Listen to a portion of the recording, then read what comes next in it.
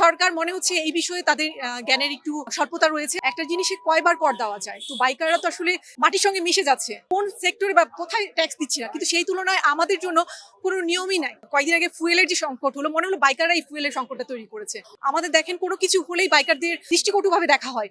আমরা কিন্তু করের বিপক্ষে কখনোই ছিলাম না বাইকাররা। আমরা কিন্তু স্টেপ বাই স্টেপ কর দিচ্ছি। একটা জিনিসে কয়বার কর দেওয়া যায়? তো বাইকাররা তো আসলে মাটির সঙ্গে মিশে যাচ্ছে। আমাদের দেখেন কোনো কিছু হলেই বাইকারদের মানে দৃষ্টিকটুভাবে দেখা হয়। এই যে দেখেন কয়েকদিন আগে ফুয়েলের যে সংকট হলো, মনে হলো বাইকাররা এই ফুয়েলের সংকটটা তৈরি করেছে। অনেক মানুষ কর্মসংস্থান হারিয়েছে। সেই মুহূর্তে তারা চুরি ডাকাতি না করে তারা কিন্তু তাদের অ্যাসেট সেল করেছে, ওয়াইফের গোল্ড সেল করেছে, তারপরে কিন্তু একটা বাইক কিনেছে এবং সেই বাইকটা দিয়ে তারা কিন্তু তাদের জীবনের জীবিকা তাইটা পূরণ করছে। এখানে আমি বলবো যে আমরা কিন্তু প্রত্যেকটা স্টেপ বাই স্টেপ, যখন একটা বাইক কিনছি তখন ট্যাক্স দিচ্ছি, আমরা যখন রোডে নামাচ্ছি তখন ট্যাক্স দিচ্ছি, আমরা চিন্তা করেন আমরা যখন ফ্লাইওভার গুলো দিয়ে যাই তখনও কিন্তু ট্যাক্স দিচ্ছি। তো আমরা কোন সেক্টরে বা কোথায় ট্যাক্স দিচ্ছি না, কিন্তু সেই তুলনায় আমাদের জন্য কোনো নিয়মই নাই। নিয়ম নেই, দেখেন আমাদের কোনো আলাদা লেন নেই।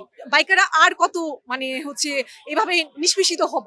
সরকার মনে হচ্ছে এই বিষয়ে তাদের জ্ঞানের একটু স্বল্পতা রয়েছে। আমি আশা করব যে সরকার অন্য সব বাইকারদের সঙ্গে বসে এই বিষয়ে আলোচনা করবে।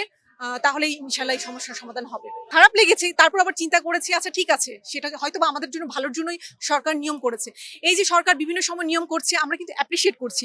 আমরা বরঞ্চ আরো দাবি জানাচ্ছি সরকার যেন একটা সার্টিফাইড হেলমেট পরার জন্য আমাদের বাধ্য করে। আমরা যেন ট্যাক্স দিতে সেক্ষেত্রে ট্যাক্স দিব। আমরা ট্যাক্স অর্থ আমাদের জরিমানা করুক, সেই জরিমানার ভয়ে অন্তত পক্ষে যেন আমরা একটা সার্টিফাইড হেলমেট ইউজ করি। আমাদের বাধ্য করুক না যে সেফটি গার্ড ইউজ করতে হবে। হ্যাঁ, আমরা সেটা মেনে নিতে রাজি আছি।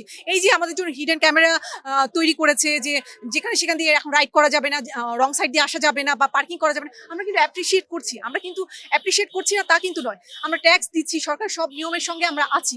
আর বাইক কিন্তু এখন বিলাসিতা নয়, এটা কিন্তু আমাদের জীবনের জীবিকা তাগিদের জন্যই কিন্তু ইউজ করা হচ্ছে। আমি একজন ফিমেল বাইকার, আমি কিন্তু জব করি, আমার প্রতিদিন অফিসে যেতে হয়। বাধ্য হয়েছি একটা স্কুটার বা বাইক নেওয়ার জন্য। আর এই স্কুটার বাইক কিন্তু আমি আমার অনেক টাকা ছিল তার জন্য নিতে পারছি তা কিন্তু না, আমি কিন্তু আমার অ্যাসেট নষ্ট করেছি। আমি আমার গোল্ড সেল করে তারপরে আমার নিরাপত্তার জন্যই, যাতে সঠিক সময় আমি আমার অফিসে পৌঁছাতে পারি, সেই জন্যই আমি আমার স্কুটার বা বাইকটা নিয়েছি।